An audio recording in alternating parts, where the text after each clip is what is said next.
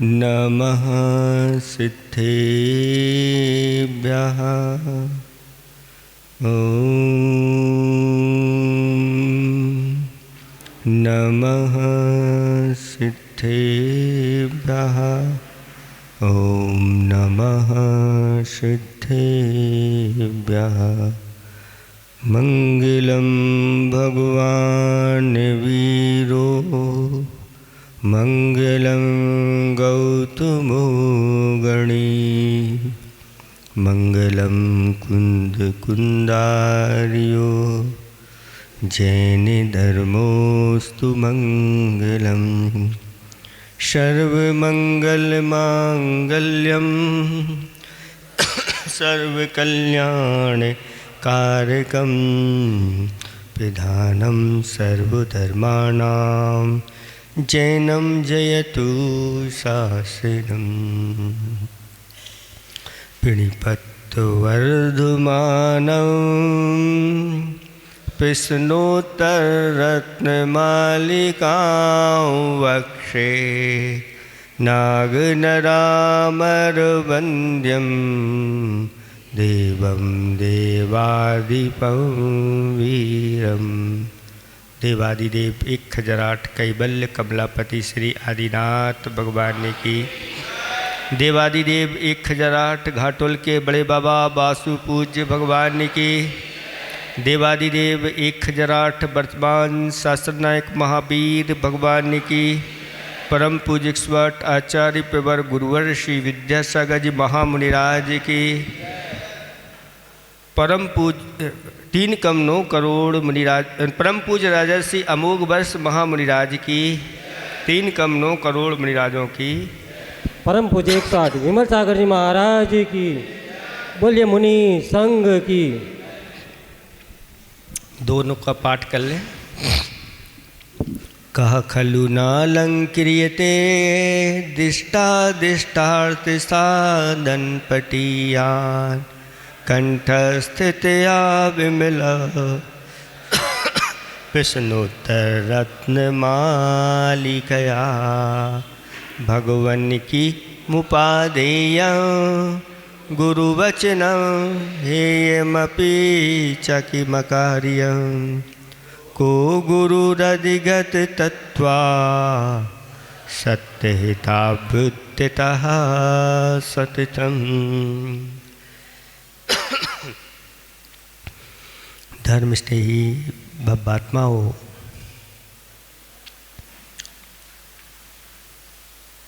तीसरे नंबर का प्रश्न का उत्तर दिया जा रहा है कि गुरु कौन होते हैं, ये प्रश्न किया गया। को गुरु, गुरु कहा, गुरु कौन होते हैं? तो जिन्होंने तत्वों को अच्छी तरह से अधिगत कर लिया है, यानी प्राप्त कर लिया है, जान लिया है, और जान करके भी उन तत्वों के अभ्यासी हो गए। ऐसे उस तत्व का यहाँ पर स्वरूप बताया जा रहा है कि जो पदार्थ का जैसा स्वरूप होता है उसको आचार्य भगवंतों ने तत्व कहा है। उसमें सर्वप्रथम जीव तत्व के बारे में बताया जा रहा है। सिर्फ इतना कह देना का नाम ही जीव नहीं है। लेकिन जीव किस रूप में, कहाँ पर, कैसे रहता है, वो सारी जानकारी हमारे लिए होना चाहिए।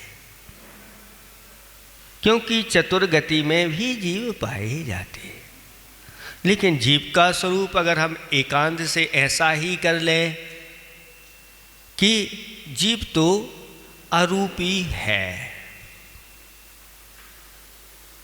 कैसा है? अरूपी है। उसके पास स्पर्श रस गंध वर्ण नहीं है। तो आचार्य भगवान कहते हैं फिर ये सब रूपी दिखाई दे रहे हैं, इनको हम जीव नहीं मानेंगे, क्योंकि जीव तो अरूपी है, जीव का स्वरूप अरूपी।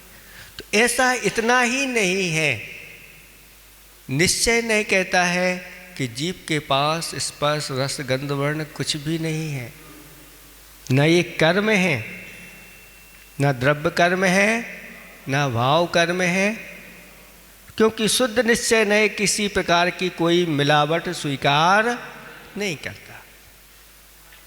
अगर इस प्रकार से कह दिया तो अभी ये पूर्ण वस्तु का कथन नहीं हुआ, क्योंकि पूर्ण वस्तु का कथन तो प्रमाण के माध्यम से होता है। ये तो नए है, और नए तो वो कहलाता है जो प्रमाण से ग्रहण की हुई वस्तु को एक अंश में कथन करने वाला होता है, उसको बोलते हैं नए, नयति इति नया, जो प्रमाण के द्वारा जान करके वस्तु को अथवा वह वस्तु स्वरूप के निकट ले जाता है, उसको भी आचार्य भगवंतों ने नए कहा। यानी वस्तु स्वरूप के लिए निकट में ले जाता है, पूर्ण संपूर्ण वस्तु को बताने वाला नहीं होता। ऐसे ही दो नए होते हैं, एक व्यवहार नए और दूसरा निश्चय नए। और जब तक दोनों नयों को हम स्वीकार नहीं करेंगे तब तक हम वस्तु के पूर्ण स्वरूप तक नहीं पहुंच पाएंगे। इसलिए दोनों नयों की अपेक्षा से कथन किया जाता है। कहीं पर निश्चय नय की अपेक्षा से कथन होता है तो कहीं पर व्यवहार नय की अपेक्षा से। चूंकि निश्चय नय जो होता है वह किसी प्रकार से वह किसी दूसरी वस्तु का संबंध पसंद नहीं कर सकता, लेकिन व्यवहार में तो वस्तु जहाँ संश्लिष्ट आदि संबंध हो जाता है तो उस वस्तु का कथन उसके साथ होता है। जैसे एक घड़ा रखा हुआ है और वह घड़ा है उसमें घी रखा हुआ है। अब वह घड़ा किसका है? घड़ा मिट्टी का है कि घड़ा घी का है?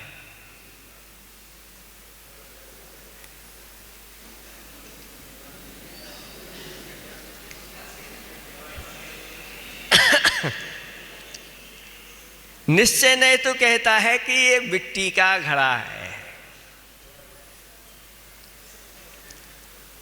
और व्यवहार ने कहता है ये घी का घड़ा है। अब किसी को मान लो घी का घड़ा चाहिए है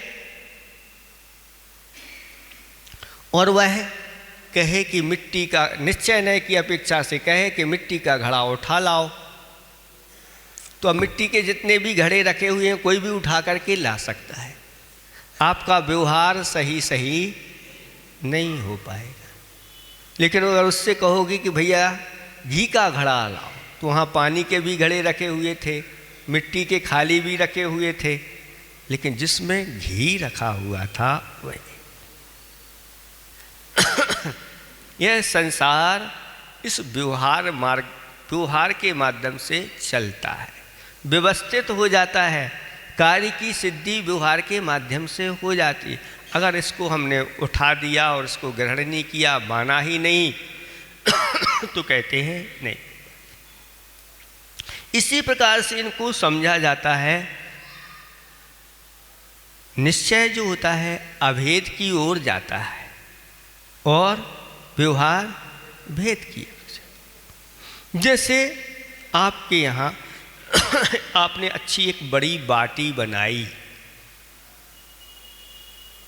अब बाटी जो है ना अभी पूर्ण संपूर्ण है, इसमें कोई भेद नहीं करो तो निश्चय न बाटी हो गई। अब इस बाटी को खाना है तो पूरी की पूरी खा जाओ। महाराज इतना बड़ा तो मुख है ही नहीं जितनी बड़ी बाटी है, तो क्या करेंगे?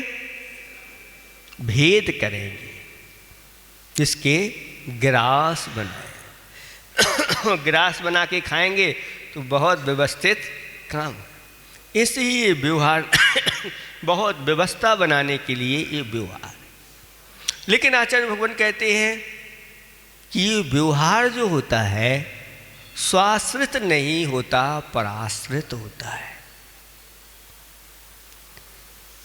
और ये व्यवहार होता है, ये व्यवहार भिन्न होता है, अभिन्न नहीं होता है। व्यवहार होता है पर सापेक्ष होता है, और जो निश्चय होता है वह पर निरपेक्ष होता है, स्वाश्रित होता है और स्वाभाविक स्वरूप हुआ करता है। और व्यवहार में वैभाविकपना आ जाता है। ये होते हुए भी वह सम्यक दृष्टि जानता है ये स्वाभाविक है कि वैभाविक है, लेकिन फिर भी इसको स्वीकार करना जरूरी है, क्योंकि अगर इसको स्वीकार नहीं करेंगे तो हम निश्चय नय की ओर नहीं पहुंच पाए। लेकिन वस्तु अगर कहा जाए, अगर संपूर्ण वस्तु की ओर, प्रमाण की ओर चले जाते हैं तो वहाँ ये निश्चय ना व्यवहार रहता है, ना निश्चय रहता है, मात्र वस्तु स्वरूप रहता है। समय सार ग्रंथ में आया है कि नए पक्षा तिक्कंतो, जो नए पक्ष को अतिक्रांत कर जाता है, भन्न दोषु समय सारो, वही समय सार है। जहाँ निश्चय नय की कथन किया जा रहा है, जहाँ व्यवहार नय का कथन किया जा रहा है, उसका नाम समय सार नहीं। इन सबसे जो ऊपर उठ गया है उसका नाम समय सार। ही तो कथन के माध्यम से आपको समझाया जा रहा है कि व्यवहार नय से वस्तु ऐसी है और निश्चय नय से वस्तु ऐसी है। व्यवहार नय से जैसे हमने वस्तु बता दी है तो वैसे ही वस्तु है ऐसा स्वीकार नहीं कर लेना। निश्चय नय की अपेक्षा से ही वस्तु ऐसा स्वरूप है, तब जाकर के उस वस्तु की सिद्धि हो पाती है। जैसे आप लोग जो है ना, यहाँ पर फिटिंग होती है तो आप कहते हैं बिजली की फिटिंग हो रही है। किसकी फिटिंग हो रही है? लेकिन बिजली की फिटिंग नहीं होती। ये तो व्यवहार से कहा जाता है। आप फिटिंग कर रहे हैं तो वायर फिटिंग होती है। वायर से बिजली नहीं होती।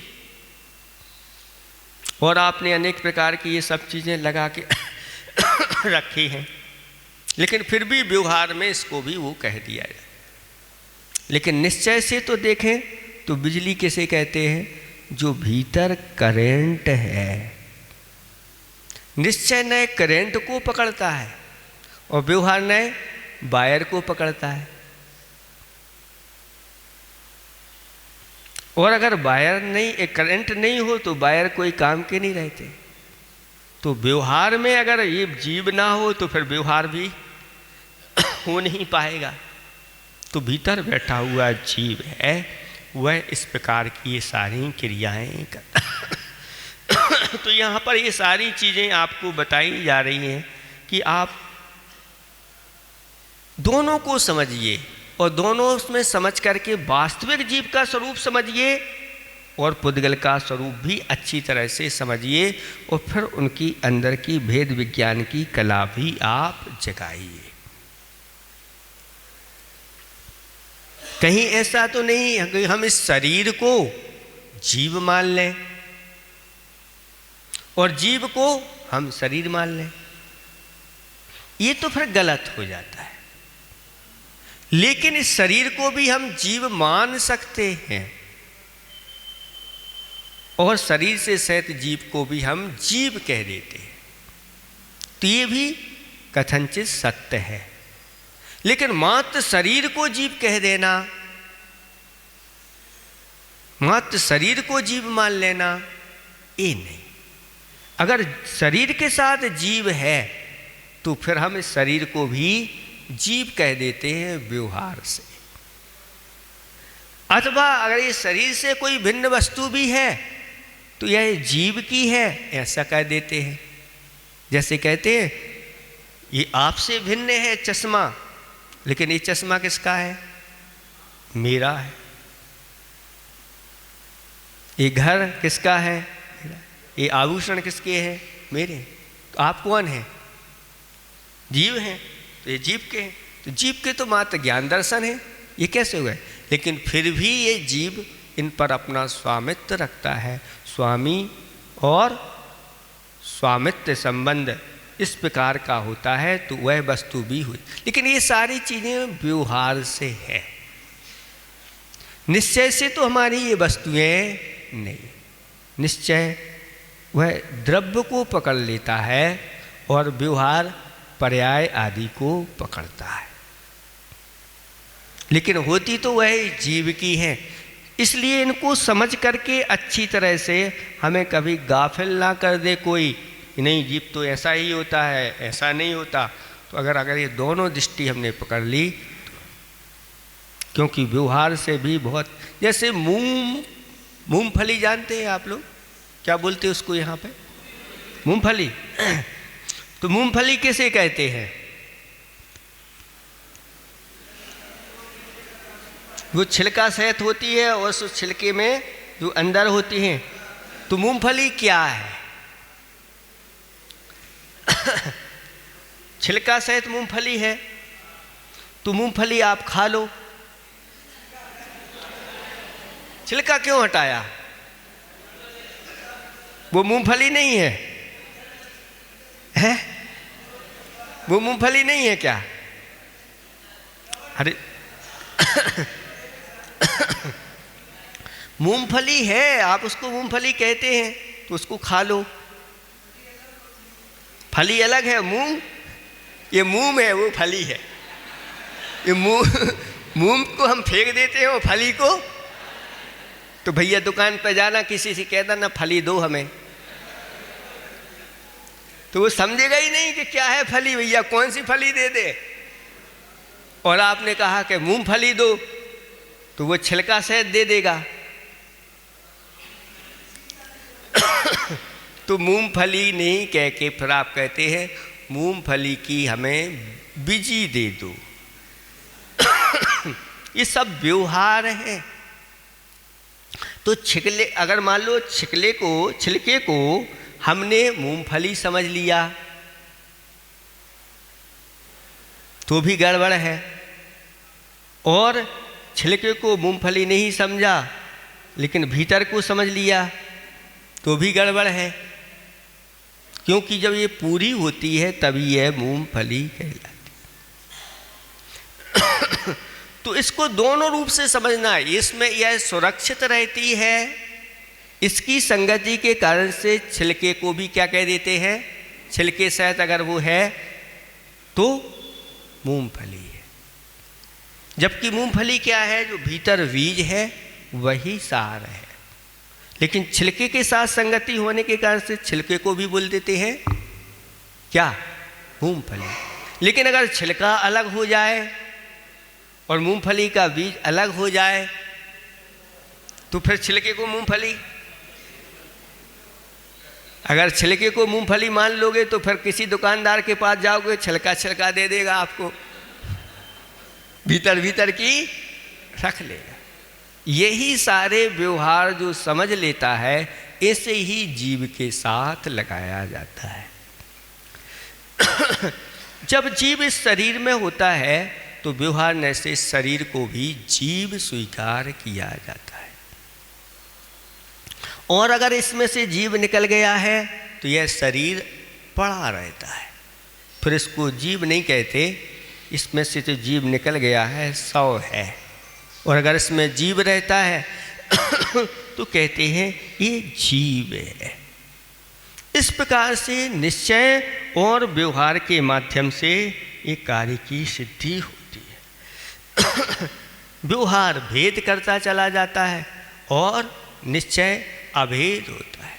प्योर वस्तु को वह ग्रहण करने वाला होता है, इसलिए निश्चय की अपेक्षा से वस्तु ऐसी है। कल हमने बहुत सारी चीज़ें आपको निश्चय की अपेक्षा से और व्यवहार की अपेक्षा से बता दिया कि द्रव्य संग्रह में जीवाधिकार में जीव के 9 अधिकार बताए गए हैं और जीव का स्वरूप बताया कि जीव ऐसा भी है जो जीव यानी जीता था, जीता है, जीता रहेगा। किसके द्वारा? व्यवहार से तो वह प्राणों के द्वारा, ये 4 प्राण मुख्य रूप से होते हैं, इनके द्वारा जीता। और निश्चय की अपेक्षा देखें तो भाव प्राण, जिसको चेतना प्राण बोलते हैं, उनके द्वारा जीता है। फिर वह उपयोगमयी है ऐसा कहा था। तो व्यवहार से तो 8 प्रकार का ज्ञान और 4 प्रकार का जो दर्शन होता है, उसके माध्यम से वह जीव है। और निश्चय की अपेक्षा से तो शुद्ध ज्ञान और दर्शन वाला जीव। फिर कहा कि वह अमूर्तिक है। तो अमूर्तिक का अर्थ होता है कि जिसके पास स्पर्श, रस, गंध और वर्ण नहीं पाए जाते, वह निश्चय नय की अपेक्षा से अमूर्तिक है। व्यवहार नय की अपेक्षा से यह जीव मूर्तिक है। क्यों? क्योंकि मूर्ति कर्मों की संगति में यह रहता है। जब तक कर्मों के संश्लेष संबंध के साथ है तो इसको व्यवहार से मूर्तिक भी कहा गया है। एकांत से आत्मा अमूर्तिक ही है या एकांत से मूर्तिक ही है, ऐसा नहीं। कथनचित मूर्तिक है, कथनचित स्याद शब्द अपने यहाँ लगता है, इसलिए उसको बोलते हैं स्यादवाद। स्याद का अर्थ होता है अपेक्षा लगा करके, वाद माने कथन करना। अपेक्षा लगा करके जहाँ कथन किया जाता है उसको बोलते हैं स्यादवाद, यानी निश्चय नय की अपेक्षा से। ये ऐसा है। कैसा है? वह इसके पास ये मति, सुत, ज्ञान आदि जो है ना, 5 ज्ञान और 3 अज्ञान, ये व्यवहार नय की अपेक्षा से है। 4 दर्शन व्यवहार नय की निश्चय नय की अपेक्षा से शुद्ध ज्ञान और शुद्ध दर्शन। निश्चय नय की अपेक्षा से मूर्तिक नहीं अमूर्तिक है। व्यवहार नय की अपेक्षा से मूर्तिक है।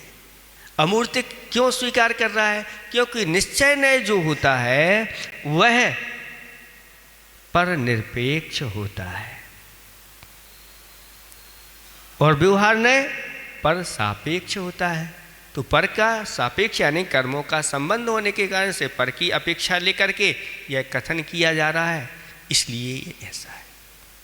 जब ये जीव ऐसे होते हैं तब उनको कर्मों से सहित होते हैं तो संसारी कहा जाता है। तो यह संसारी भी है, संसार में स्थित होता है, ये संसारी जीव है। और जब संसारी जीव होंगे तो उनके क्या होंगे? गुण यानी गुण स्थान होंगे। जीव यानी जीव समास होंगे।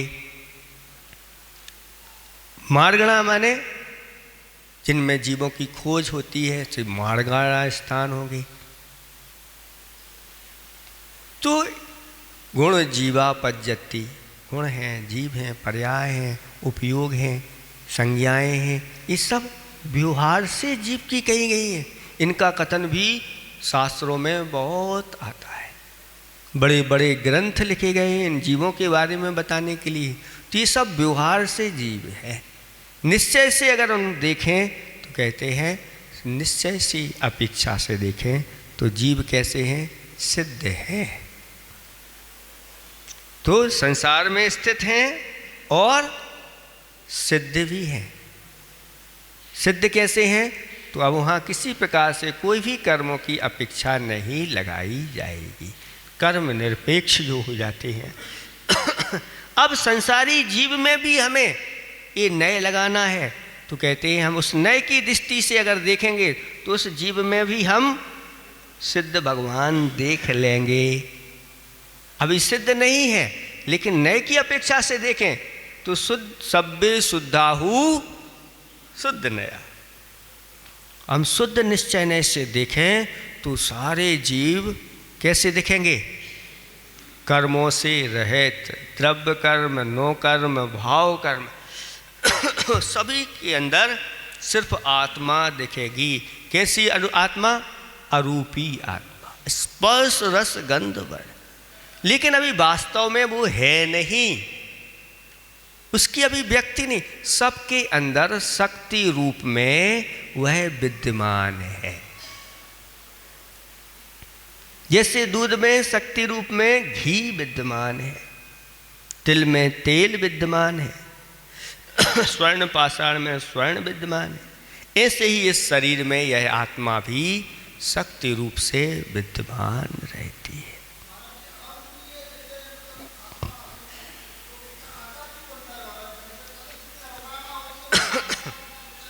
हाँ, आकार जो होता है यह रूपी पदार्थों का होता है।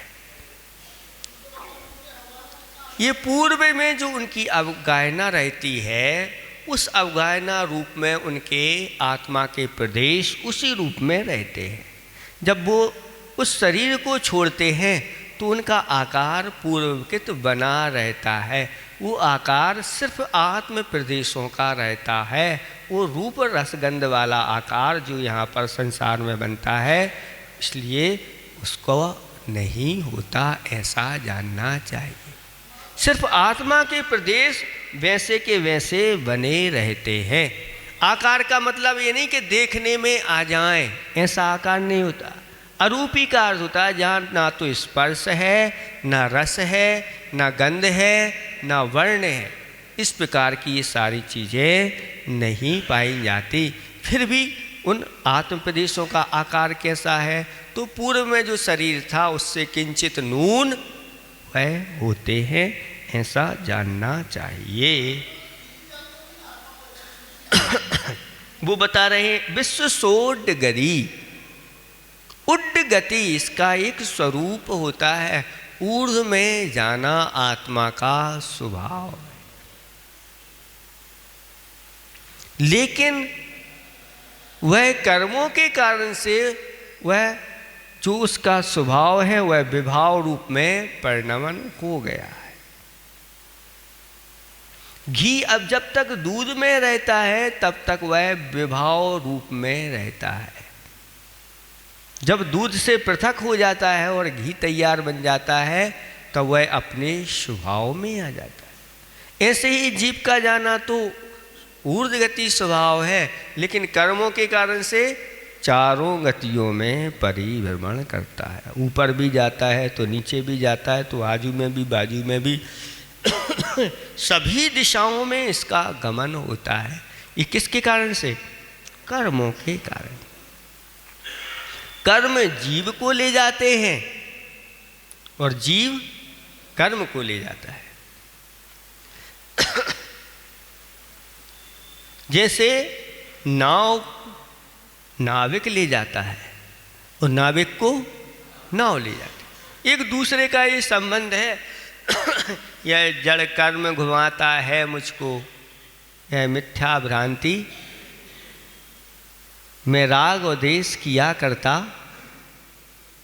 यह परिणति जड़ केरी, ऐसा कुछ बोलते हैं आप लोग। तो ये जो बात कही गई है कि जड़ हमें जड़ कर्म घुमाते हैं, नहीं, ये राग देश करते हैं जीव तो यही घूमता है, ये विवक्षा है।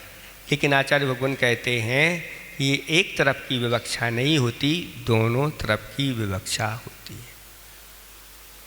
जीव कर्म बांधता है और जैसा कर्म बांधता है तो कर्म उस गति में उस जीव को ले जाता है।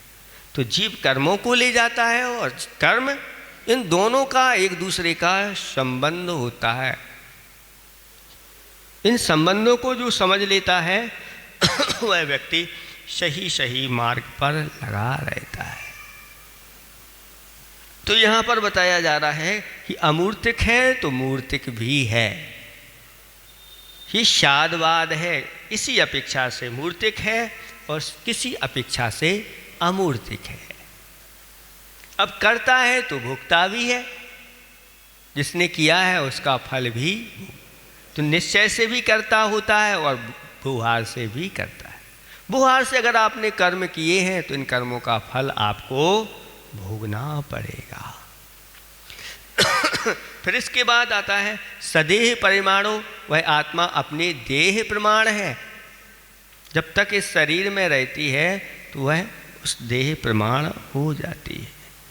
फिर देह प्रमाण में भी आज कहा था कि वह अगर समुद्घात करे तो लोक प्रमाण भी वह आत्मा हो जाती है, ऐसा। फिर इसके बाद संसार भोक्ता, संसार भोक्ता भी है और संसार में स्थित है सिद्धो, वह सिद्ध भी है। और विश्व सोट गई, विश्व यानी स्वभाव से ऊर्ध्व गति स्वभाव वाली है। ऐसे इस आत्मा के जीव के स्वरूप को अच्छी तरह से समझ लेना चाहिए। आत्मा का जो शुद्ध स्वरूप होता है वो अभी संसार में शुद्ध स्वरूप नहीं है। अगर हम आत्मा के शुद्ध स्वरूप को नहीं समझेंगे तो हम उस आत्मा के शुद्ध स्वरूप को कभी प्राप्त नहीं कर पाएंगे, और अशुद्ध स्वरूप को नहीं समझेंगे तो हम इस अशुद्धता को कभी छोड़ नहीं पाएंगे। इसलिए इस अशुद्ध स्वरूप को भी समझो और शुद्ध स्वरूप को भी समझो। और जब हम समझ लेते हैं कि घी का शुद्ध स्वरूप तो ये है और ये अभी दूध में अशुद्ध रूप से घी रह रहा है, तो अब इसकी प्रक्रिया होती है, उस प्रक्रिया के माध्यम से हम घी को शुद्ध कर लेते हैं। ऐसे ही हमारी ये आत्मा जब तक संसार में है अभी अशुद्ध रूप में है। अगर हम प्रक्रिया अपनाएं तो हम भी अपने शुद्ध स्वरूप को प्राप्त कर लेंगे। हमारे अंदर अनंत वैभव पड़ा हुआ है, अनंत गुणों की खान है, खजाना अंदर है, लेकिन उस खजाने के ऊपर इन कर्मों ने कब्जा करके रखा है। जैसे आपकी कोई दुकान या मकान या फिर जमीन पर कोई कब्जा कर ले, थोड़ी सी भूमि पर भी कब्जा कर लेता है तो आप क्या करते हैं? महाराज पूरा जीवन हम तो केस में निकाल देते हैं कि मुझे उसको प्राप्त करना है। और आपकी ऐसे अनंत वैभव के ऊपर कर्मों ने कब्जा किया है और आपको पता ही नहीं, और पता भी चल जाए तो फिर कुछ भी नहीं, हाँ आप कर लिया तो कर लेने दो। जो अपना है, अपने के ऊपर कब्जा करके रखा है, उसको तो छुड़ाने के लिए यह जीव प्रयास नहीं करता। जो अपना नहीं है, दुकान मकान सब यहीं छूट जाना है, सब चले जाने, वो अपनी नहीं है, उसके लिए पूरा जीवन खपा देता है। यही हमारी भूल है, और ये भूल सम्यक दृष्टि सुधारता है और अपने इस आत्मस्वरूप को प्राप्त करने के लिए वह अपने जीवन में इस सम्यक दर्शन, सम्यक ज्ञान और सम्यक चारित्र को अपनाता है। और फिर एक दिन बहुत जल्दी वह अपने उस वैभव को प्राप्त। ये कर्मों का और जीव के साथ निरंतर युद्ध चल रहा है। जो करते हैं वो जीव बहुत जल्दी विजय प्राप्त कर लेते हैं। युद्ध छेड़ दो बस। सम्यक दृष्टि जैसे ही होता है, अब समझो उसने छेड़ दिया है युद्ध, अब चुनौती दे दी है कर्मों के लिए। कर्म वैसे ही अब जो सम्यक दृष्टि होते हैं अब वह बहुत दब्बू हो जाते हैं, दब करके चलते हैं। सम्यक दृष्टि के लिए जब भी कर्मों का बंध होता है, अंतः कूड़ा कोड़ी सागर का होता है, और मिथ्या दृष्टि है तो 70 कूड़ा कोड़ी सागर का बनता है। और सम्यक दृष्टि हो गया तो नहीं, अब इतना नहीं बंधने देंगे, अब जो भी बंधेगा अंतः कूड़ा कोड़ी, एक कूड़ा कोड़ी के ऊपर, 1 करोड़ के ऊपर और कूड़ा कोड़ी के नीचे वह बंधने वाला कर्म अंतः कूड़ा कोड़ी कह जाता है। और ऐसा कर्म जब सम्यक दृष्टि बांधता है तो वह अंतर्मुहूर्त के बाद उसकी आबादा अंतर्मुहूर्त पड़ती है, अंतर्मुहूर्त के बाद उदय में आके खराब ही देता है। अथवा उसका अच्छा फल है तो अच्छा फल भी देखने में मिल जाता है, और बुरा फल है तो खोटा फल अंतर्मुख में निकलने भी लगता है। ऐसी स्थितियाँ बन जाती हैं। तो ये सम्यक दर्शन के माध्यम से, फिर सम्यक दर्शन के साथ सम्यक ज्ञान हो और फिर चारित्र हो, तो फिर कहना ही क्या। एक कर्म जो है हाथ जोड़े खड़े रहते हैं, अभी अपने अनुसार नहीं, जीव के अनुसार चलने लगते हैं। जब कर्म हिताबंदी जीवो जीव हितस्पृहा स्व स्व प्रभाव भूयस्ते स्वार्थम को व न वांछति। जीव अपना हित चाहता है और कर्म अपना है। दो पार्टी हैं और दो पार्टी एक साथ रहती हैं, और एक साथ रहते हुए भी अपनी अपनी पार्टी को बढ़ावा देती रहती। कर्म अपनी पार्टी को बढ़ाते रहते हैं। कर्म अगर जीव की पार्टी कमज़ोर पड़ जाती है तो कर्म अपने अनुसार कार्य करवाता रहता है, और जब जीव की पार्टी मजबूत हो जाती है, सम्यक दर्शन जैसे ही आता है उसको समझ में आता है कि ये कौन सा कर्म है, क्या करने वाला है, इसको कैसे कहाँ बचाना है। और फिर इसके बाद अगर अणुवृत्त धारण कर लेते हैं तो और सावधान हो जाता है, और महावृत्त धारण कर लेते हैं तो फिर और दब के चलते हैं। वो कहते हैं कि तुम आए हो उदय में, तो इस अनुसार अगर तुम्हें मिलेगा, तुम्हारी नहीं चलेगी कि मनमानी कि चौके में गए हो तो अशुद्ध पदार्थ भी खा के आओ क्योंकि भूख लगी है। नहीं, अगर शुद्ध मिलेगा, कर्म है, अब भूखा है बेचारा, भूख लगी है उसको, तो कहते हैं चलो तुम्हारे लिए भोजन मिलेगा, लेकिन नवदा भक्ति के साथ मिलेगा तो तुम्हें दिया जाएगा, नहीं तो चुपचाप बैठो, शांति से हो जाए। वो कहता है हाँ जैसे आप कहो वैसे स्वीकार करता है। और जब कर्म हावी हो जाता है जीव के ऊपर, आप भोजन करने गए तो भैया बासा है, अरे बासा हो चाहे ताज़ा हो चाहे बाजार का हो चाहे कहीं का हो, तो लाओ, मुझे तो भूख लगी है, भूख मिटाना है। तो कर्म के वशीभूत हो जाते। कर्म हिताबंदी जीवो जीव हितस्पृहा। इन जब तत्वों को जान लेते हैं ऐसे सम्यक दृष्टि जीव तब उन तत्वों के ऊपर विजय प्राप्त करने के लिए तत्पर रहते हैं। कहा है कि निर्धनता ही धन है जिनका, मृत्यु जिनका जीवन है। क्या कर सकता कर्म शत्रु भी, ज्ञान चक्षु संजीवन है। जिनके पास ज्ञान रूपी चक्षु ऐसी संजीवनी बूटी है, उनका कर्म शत्रु क्या कर सकता है? कुछ नहीं। निर्धनता ही धन है जिनका, अब कौन क्या लूटेगा? निर्धनता ही धन है अब है। और मृत्यु जिनका जीवन है, मृत्यु को ही जीवन मान करके चल रहे हैं, उनका कोई कुछ बिगाड़ नहीं पाता। उनका कोई अगर बिगाड़ता भी है तो उनका उत्थान ही होता है, और बिगाड़ने वाले का नियम से पतन हो जाता है। मुनिराजों के ऊपर उपसर्ग होते हैं, और मुनिराज तो ऐसा उत्थान करते हैं, या तो केवल ज्ञान प्राप्त कर लेते हैं, या केवल ज्ञान प्राप्त नहीं हुआ तो ऊपर की ओर स्वर्ग में ऐसे सर्वा सिद्धि आदि में जाते। तो बिगाड़ नहीं सकते, हमारा और अच्छा हो गया, अब जा कर के वहाँ पर सुखपूर्वक रहे। बिगाड़ता व्यक्ति स्वयं अपना है।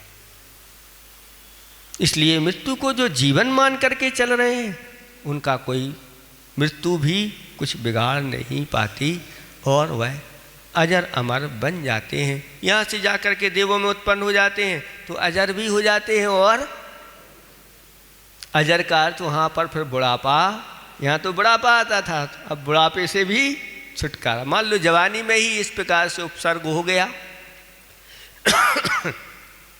तो अब बुढ़ापे से भी छुटकारा पा गए, और अमर यानी मृत्यु से भी छुटकारा पा जाते हैं। यानी वर्षों, असंख्यात वर्षों तक मृत्यु उनके पास भटकती, सर्वार्थ सिद्धि में 33 सागर की आयु होती है। और एक सागर कितना होता है उसको आप गिन नहीं सकते। असंख्यात ऐसे समुद्रों की बूंदों को क्या गिन सकते हो? एक ही समुद्र की बूंद तो गिन नहीं पाएंगे महाराज, फिर असंख्यात समुद्र की बूंदों को हम कैसे गिन पाएंगे? ऐसा जब एक सागर होता है तो फिर 33 सागर तक मृत्यु उनके पास भटकती नहीं। इसलिए उनको अमर भी कहते हैं देवों के लिए। देवों का अर्थ ऐसा कि कभी नहीं मरते, कभी तो मरते हैं लेकिन मृत्यु जल्दी उनके पास भटकती नहीं, चिरकाल तक जीवित रहते हैं, इसलिए उनको अमर कहा गया है। तो स्याद बात का अर्थ होता है अपेक्षा लगा करके कथन किया जाता है, उसको आचार्य भगवान। तो एक अनेकांत भी अपने यहाँ आता है। अनेकांत किसे कहते हैं? स्याद बात तो ये कथन की शैली होती है। अनेकांत उसको बोलते हैं कि जिस वस्तु स्वरूप में अनेक अंत माने धर्म विद्यमान रहते हैं। वस्तु एक ही है लेकिन इस वस्तु में एक धर्म नहीं है, अनेक धर्म है। यह वस्तु नित्य भी है, अनित्य भी है, सद भी है, असद भी है, अस्ति भी है, नास्ति भी है। एक ही वस्तु में अनंत गुण धर्म विद्यमान रहते हैं। और जब इन वस्तुओं का जब कथन किया जाता है तो वह स्याद अपेक्षा लगा करके कथन किया जाता है, उसको बोलते हैं स्याद बात। तो अनेकांत धर्म का जब भी कथन किया जाता है तो स्यादवाद शैली से किया जाता है, तो वस्तु का स्वरूप यथार्थ सबकी समझ में आ जाता है। और जहाँ अपेक्षा लगा करके कथन नहीं होता तो वहाँ पर फिर लोग भटक जाते हैं और सर्वथा वस्तु ऐसी ही होती है और ऐसा मान के बैठ जाते हैं, तो उसको आचार्य भगवंतों ने मिथ्यावाद कह दिया। सर्वथावाद यानी मिथ्यावाद और अपेक्षावाद यानी सम्यकवाद, स्यादवाद। इसको अच्छी तरह से आप लोगों को समझ लेना चाहिए, क्योंकि अगर इन चीज़ों को नहीं समझते और किसी ने मान लो इस प्रकार से एक धारावाहिक हमारे लिए प्रवचन कर दिया निश्चय न्याय की अपेक्षा से, और हमारी धारणा वैसे ही बन गई एक पक्ष वाली, तो फिर गड़बड़ हो जाएगा। इसलिए कहीं ना कहीं अपेक्षा लगा करके कथन करने वाला यह तत्व होता है जो जीव तत्व के बारे में यहाँ आपको बता दिया कि संसार में होता है। तो संसार की सारी वस्तुओं से युक्त जब वह होता है, इंद्रिय आदि के माध्यम से उसका कथन किया जाता है, उसी के लिए ये सारे ग्रंथों की रचना हुई है। जीवकांड है, कर्मकांड आदि है। इस प्रकार से तत्वासुत में 1 से लेकर के पहला अध्याय और 4 अध्याय तक उसमें जीव का वर्णन किया गया है। फिर 5वें अध्याय में अजीब तत्व को बताया। अजीब को कैसे समझें? तो कहते हैं कि जिसमें चेतना नहीं पाई जाती। अजीब की पहचान हम इससे करेंगे जिसमें चेतना नहीं है, जिसमें उपयोग नहीं है, जिसमें प्राण नहीं है। अजीब जो है ना, कर्ता भी नहीं होता और भोक्ता भी नहीं होता। ऐसे अजीब जो होते हैं वह 5 प्रकार के होते हैं। पुद्गल, नव, धर्म, अधर्म, काल। पुद्गल, नव, धर्म, अधर्म, काल। पुद्गल आकाश, धर्म, अधर्म और काल, ये 5 क्या हैं? ये अजीब हैं। 5 क्या हैं? अजीब हैं, क्योंकि इनकी चाल जीव से भिन्न है। जीव के पास चेतना है, उसकी चाल अलग है। इनके पास चेतना नहीं है, इनका स्वभाव अलग है। तो ये 5 अजीब हैं, लेकिन 5 अजीब में एक पुद्गल है, और पुद्गल उसको बोलते हैं जिसके पास स्पर्श, रस, गंध और वर्ण पाया जाता है। इसके माध्यम से पुद्गल की पहचान होती है। इसलिए ये शरीर पुद्गल है, क्योंकि इसका स्पर्श भी हो रहा है, रस भी है, गंध भी है और वर्ण भी है। शरीर पुद्गल है, लेकिन इस पुद्गल में जीव ने अपना स्थान बना लिया है। इसके कारण से ये शरीर भी अब जीव की कोटि में आ गया। लेकिन जीव का स्वभाव भिन्न है और इस पुद्गल का स्वभाव भिन्न है। अब सारे के सारे अजीब जितने होते हैं वो सब पुद्गल नहीं होते। पुद्गल तो उनमें एक है, बाकी के सब कैसे हैं? अजीब हैं। जीव भी नहीं है और पुद्गल भी नहीं है, अजीब है। पुद्गल जो होता है वह जीव नहीं है, अजीब है। लेकिन सभी अजीब पुद्गल नहीं होते। पुद्गल ही पुद्गल होता है, बाकी के अजीबों के पास स्पर्श, रस, गंध और वर्ण नहीं पाया जाता। उसकी भी हमें पहचान करना है। कैसे करें? हम पुद्गल की पहचान तो कर लेते हैं, क्योंकि स्पर्श, रस, गंध, वर्ण सब है। तो पुद्गल तो बहुत जल्दी पहचान में आ जाता है, देखने में आ जाता है, स्पर्श में आ जाता है, सूंघने में आ जाता है, चखने में आ जाता है। लेकिन 4 ऐसे द्रव्य हैं जो शुद्ध द्रव्य हैं, किसी प्रकार की उनमें कोई मिलावट नहीं है। वो कौन है? आकाश, नभ। नभ माने आकाश। आकाश के पास स्पर्श, रस, गंध और वर्ण नहीं। महाराज दिख तो रहा है नीला नीला आकाश, इस आकाश की बात नहीं कर रहे हैं। ये जो नीला नीला दिखाई दे रहा है ये तो सब पुद्गल दिखाई दे रहा है। लोक में कह देते हैं कि ये आकाश लोक आकाश तो इतना बड़ा है कि जिसका कोई और छोर नहीं है। आकाश अनंता, आकाश अनंता, आकाश अनंत है। लेकिन ये लोक जितने में रहता है उसको लोकाकाश बोलते हैं। यह लोकाकाश में जो आकाश है वह आकाश कैसा है? लोक में रहने वाला आकाश और लोक के बाहर रखने वाला आकाश कहते हैं अरूपी है। यानी हम उसको देख नहीं सकते, हम उसका स्पर्श नहीं कर सकते, उसको हम चख भी नहीं सकते और सूंघ भी नहीं सकते। अब आकाश दिखाओ, कहाँ दिखाएं? और दिखा भी दें तो देख लोगे क्या? कहते हाँ देख सकते हैं। किससे? श्रद्धा की आंखों से। श्रद्धा की आंखों से देखो कि यहाँ पर जो हमारे लिए अवकाश दे रहा है, स्थान दे रहा है, ये किसकी कृपा है? आकाश की कृपा है। आकाश सभी द्रव्यों के लिए, सभी पदार्थों के लिए अवकाश स्थान देता है। काश आकाश अवकाश ना देता तू कहाँ होता? अगर अवकाश नहीं मिलता तो कहाँ होते? कोई ठिकाना नहीं। ये अवकाश देता है।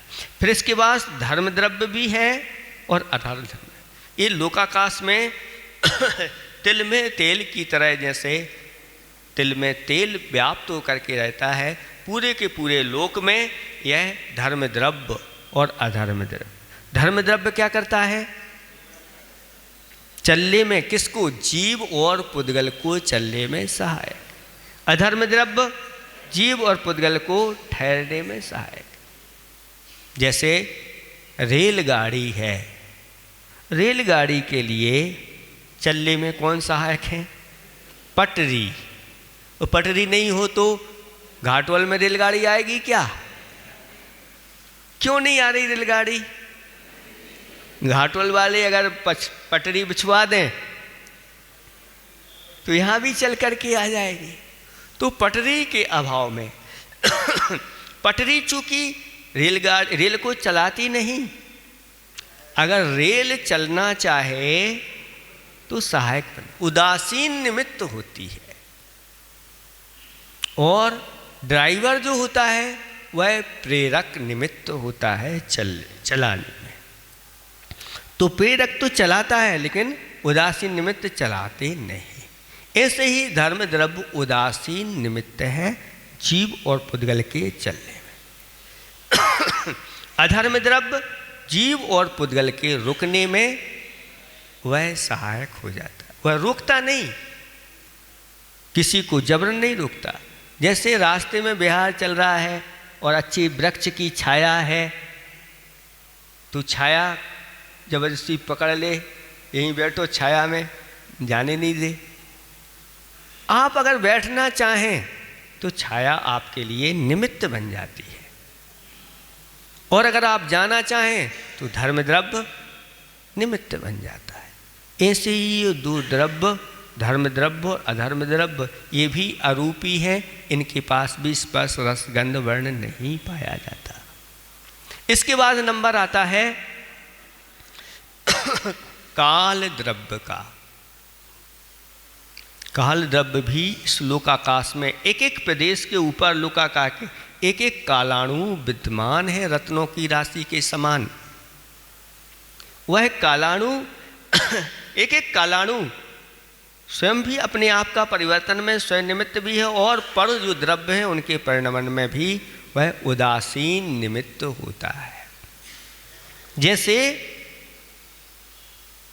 कुम्हार होता है और कुम्हार चक्र चलाता है, वह चक्र कील के नीचे एक कील रहती है, तो कील तो जो होती है वह उदासीन होती है, वह चलाती नहीं, लेकिन उस पर पूरा का पूरा चक्र घूमता रहता है। निश्चय काल जो होता है ऐसे ही उदासीन रूप में रहता है, और व्यवहार काल घूमता रहता है, तो हमारे लिए देखने में आ जाता है।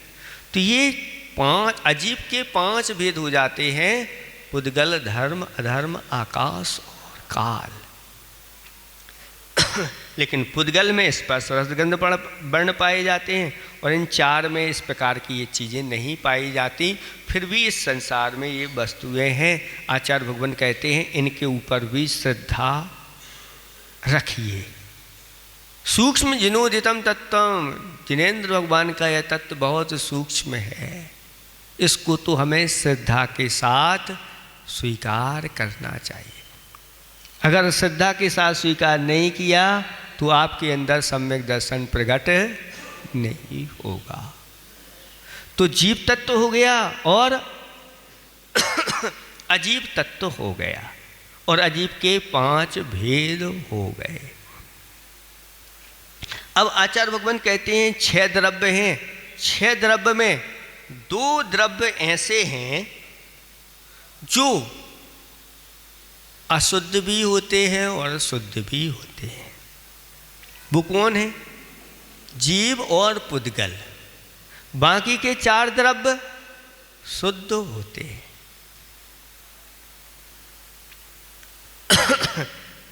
6 भाई हैं। कितने? 4 लड़ते, नहीं 2 लड़ते। 6 भाई हैं, 2 लड़ते, परंतु 4 शांत हैं। 4 शांत हैं, यानी 6 द्रव्य हैं। 6 में 2 तो उछल कूद कर लेते हैं, लेकिन 4 शांत रहते हैं। तो ये तत्वों के बारे में बताया जा रहा है कि जीव तत्व हो गया, अजीब तत्व हो गया। और जीव और अजीव इनका संबंध संसार में अनादि काल से है। जीव और पुद्गल नाचे या में कर्म उपाधि है। जीव और पुद्गल इस लोक में नृत्य करते रहते हैं। वो नृत्य क्यों करते हैं? कौन करवाता है ये नृत्य? कर्म उपाधि है। बस कर्म जो है उपाधि बन करके और ये खेल खिलाता रहता है।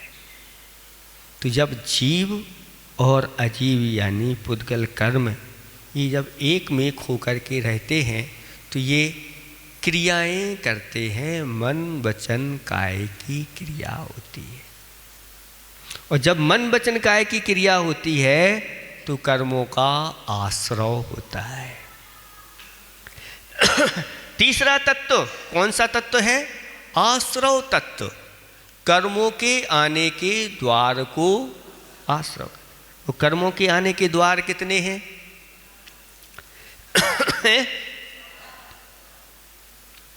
आने के द्वार आचार्य भगवंत मूल में तो मन वचन और काय ये 3 योग हैं।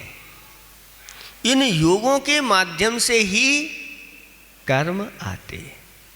फिर इनके लिए और सारे निमित्त और भी पड़ लेकिन अगर योग अगर अपनी क्रियाएं नहीं करें तो कर्मों का आना नहीं होगा। इसलिए अंत में जाके योग निरोध हो जाता है और योग निरोध हुआ तो आश्रव भी खत्म हो जाता है। तो ये आश्रव के लिए आश्रव बताए गए हैं।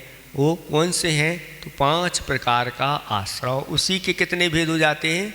57। मिथ्यात, अविरति, कषाय, प्रमाद और योग।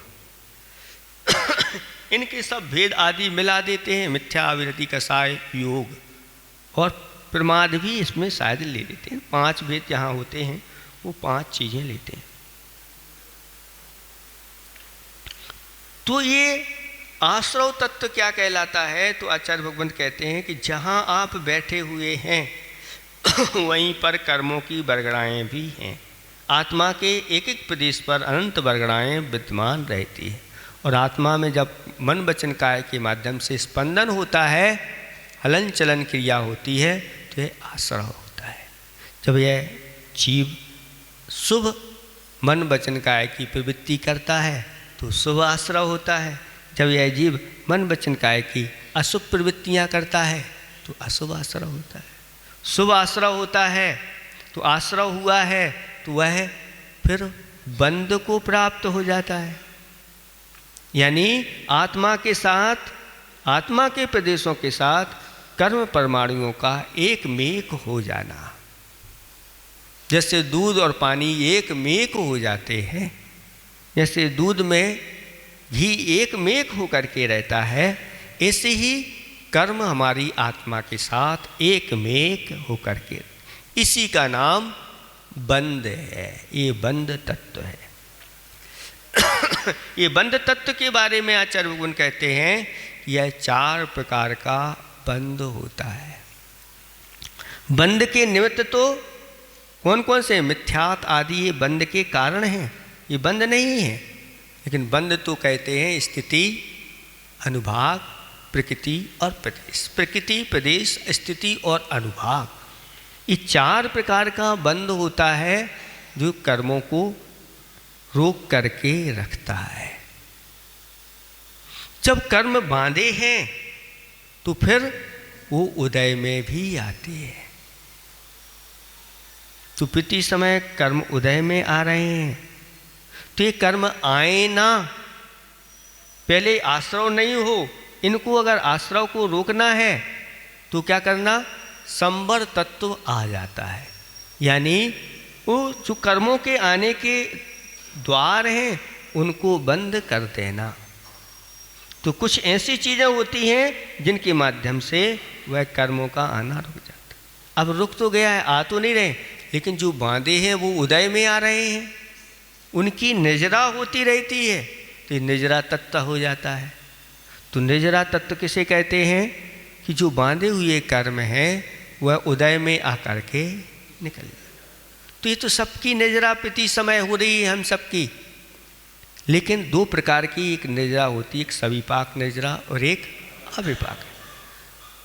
सविपाक निर्जरा तो प्रति समय कर्म आ रहे हैं, निकल रहे हैं, निकलते रहेंगे, अपना फल देते रहेंगे। लेकिन अविपाक निर्जरा वो कहलाती है जिसको हम तप के माध्यम से असमय में उन कर्मों को निकल। अब कोई कहे कि महाराज हमने बांधे हैं तो हमें भोगना ही पड़ेगा, ऐसा नहीं है।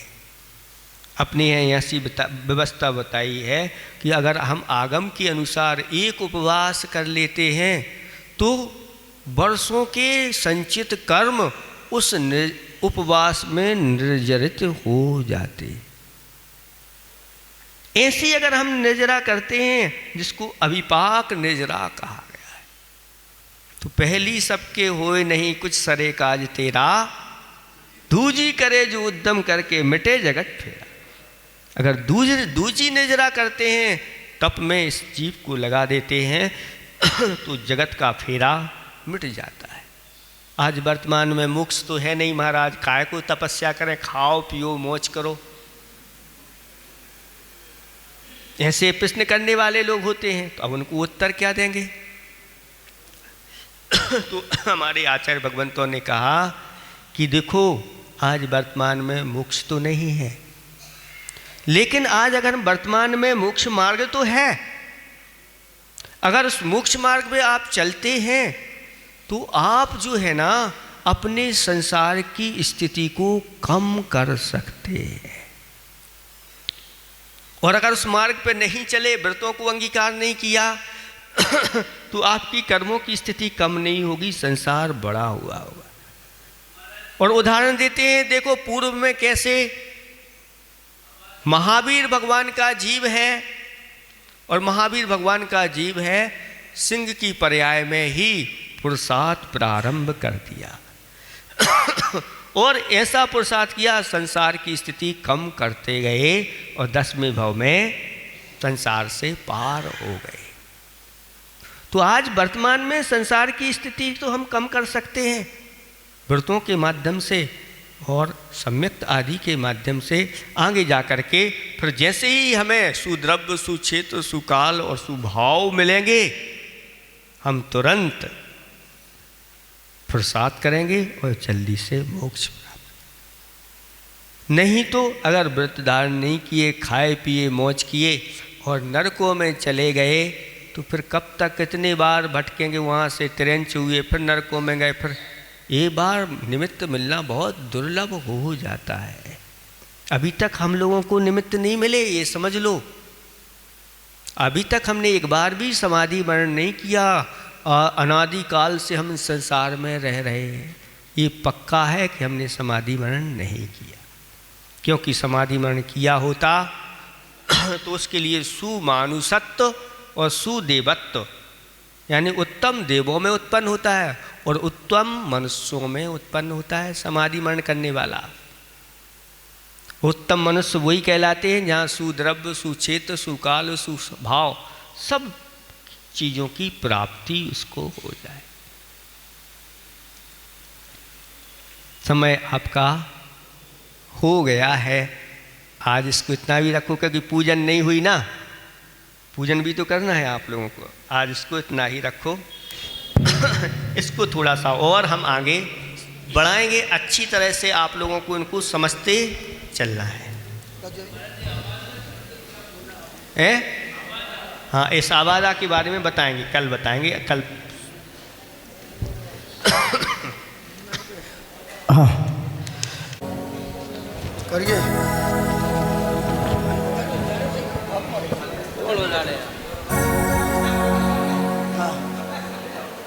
हम